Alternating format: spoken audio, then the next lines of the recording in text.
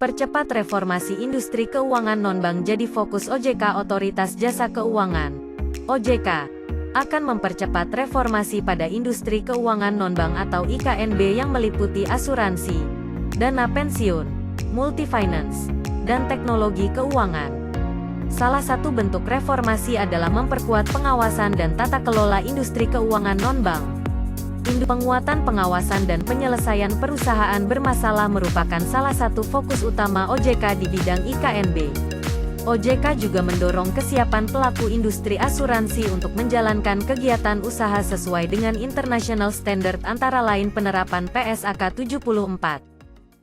Reformasi IKNB, ya. Jadi IKNB itu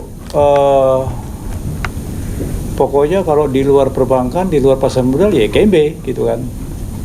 Mau dimasukin yang lain ya itu jasa keuangan lainnya gitu kan. Ya nanti mau dimasukin usulan di P2SK misalnya koperasi simpan pinjam mau dimasukin. Ya kemudian venture capital ya kemudian akan resmi nanti asuransi usaha bersama ya. Ini menindaklanjuti keputusan daripada Mahkamah Konstitusi ya bahwa mutual life itu harus diatur dalam undang-undang. Jadi P2SK juga akan masuk ya. Jadi ekspektasi terhadap berbagai pihak itu mengharapkan kehadiran OJK sebagai pengawas ya.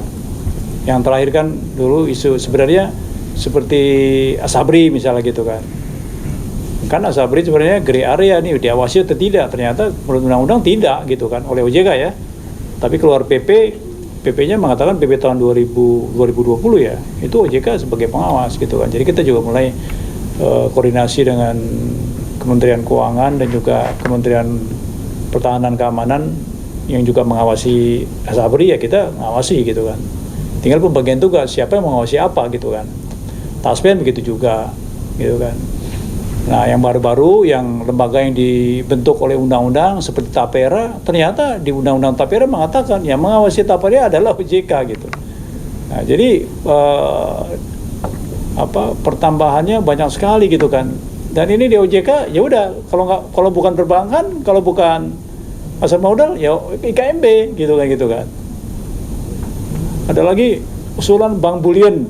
Bank bullion apa nih? Jual beli emas gitu kan, gade emas.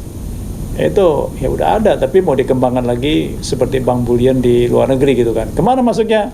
Ke IKNB lagi gitu kan.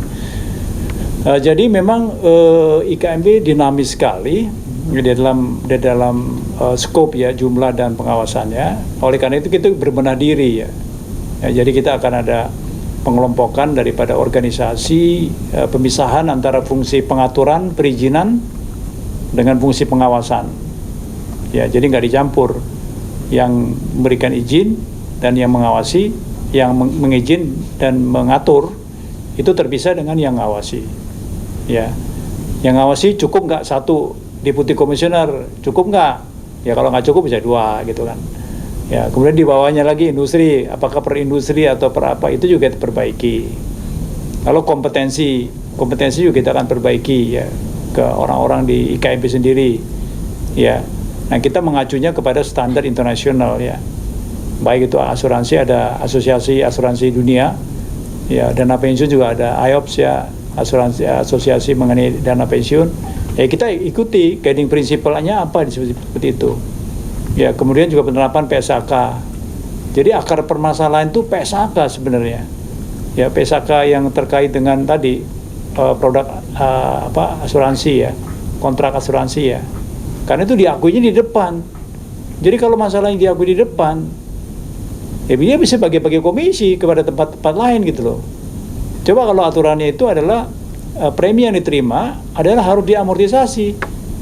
Misalnya premi diterima 1 juta gitu, misalkan preminya diterima 1 juta terhadap suatu yang di cover itu, maka preminya selama 5 tahun misalkan, maka dia itu dibagi 5, 1 juta bagi 5 cuma 200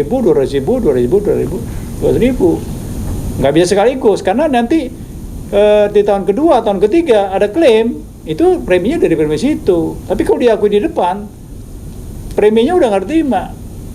Akhirnya kayak Ponzi gitu. Klaim yang tahun kedua dibayar dari premi yang diterima di tahun kedua. Padahal itu berasal daripada pertanggungan yang di tahun pertama. Itu basicnya seperti itu. Yang kedua adalah profesi aktuaris.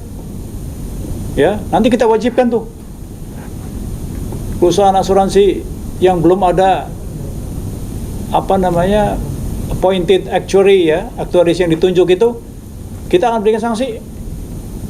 Itu undang-undang udah ngomong gitu kok nggak dijalankan gitu kan, ya, terutama asuransi umum, ya, asuransi jiwa udah semakin, tapi kita belum proven, kita udah ada semuanya gitu kan. Kalau salah ngitung kewajiban aktuaria ya bermasalah gitu kan. Nah, itu juga seperti itu perbaikan. Di kita juga mengawasinya juga itu transformasi berbeda. Tadi saya bilang,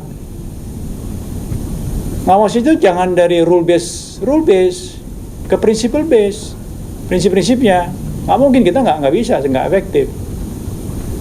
Ya, pakai risk based supervision, ya, pakai subtek, ya, pengawasan secara teknologi, data terintegrasi semuanya karena industri jasa keuangan itu sudah semakin tipis perbedaannya gitu kan. Asuransi, pasar modal, perbankan gitu kan. Produk asuransi itu ada 3 aktivitasnya. Satu, menjual produk, dapat premi beli, uang masuk. Itu satu aktivitas. Aktivitas kedua adalah duitnya terkumpul, lalu diinvestasikan. Itu aktivitas kedua. Aktivitas ketiga adalah dia melayani manfaat. Kalau klaim itu dibayarkan. 3. Yang paling rumit itu yang tengah biasanya. Karena yang tengah diinvestasikannya itu ke tempat lain, di pasar modal. Pengawas kita nggak kejar ke sana, hanya ngejar arahan investasinya udah benar ada, manajer investasinya udah ada belum, udah gitu kan. Tapi dia nggak ngecek day to day-nya barang seperti ada. Artinya pengawasan jasa keuangan itu harus terintegrasi jadinya, ya. Kemudian produk asuransi dijual melalui distribusi di bank insurance, kita kan mesti kerjasama dengan bank insurance. Yang jualan udah sertifikat atau belum gitu kan, jelasinnya benar nggak kepada si calon nasabah. Jadi keterkaitan dengan terintegrasi seperti itu. Nah, jadi perbaikan di IKMB itu adalah terkait dengan bagaimana kompetensi dari setiap pegawai itu bisa meningkat. Kemudian cara kerja mensupervisinya udah berubah dari yang rule based menjadi principle based, ya, risk based supervision, kemudian itu subtek, ya, dan juga kompetensinya ditingkatkan, ya, pemahamannya.